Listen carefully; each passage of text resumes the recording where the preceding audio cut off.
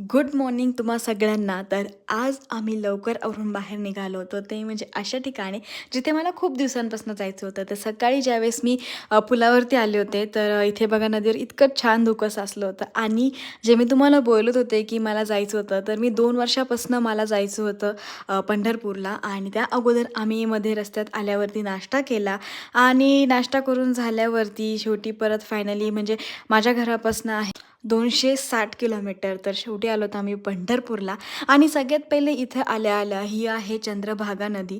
तर इथे आल्यावरती याच्यात काही लोक अंघोळ करतात, काही लोक हातपाय धुतात आणि ते काही लोक दिवे पण लावत होते. तर आम्ही पण दिवा लावला आणि पैसे टाकले नदीमध्ये आणि पुढे आलो. ते म्हणजे चोखा मिळाला. तर इथे आल्यावरती इथे दर्शन घेतलं. आणि त्या अगोदर ज्यावेळेस लाईनमध्ये लागलो होतं, तर काही आजी गीत म्हणत होत्या, तर ते ऐका.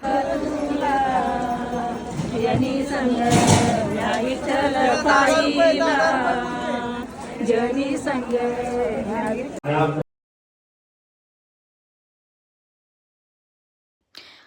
नंतर चोखोमेळ्याचं दर्शन घेऊन झाल्यावरती आम्ही निघालो होतो वरती, ते म्हणजे श्री विठ्ठल रुक्मिणीच्या मंदिराकडे. आणि इथे आल्यावरती हे सगळ्यात पहिले दिसतं ते म्हणजे संत नामदेव महाराज पायरी. ही मंदिराची पहिली पायरी आहे आणि इथलं दर्शन घेतलं, फोन डिपॉझिट केले आणि आम्ही दर्शनाच्या लाईनला लागलो.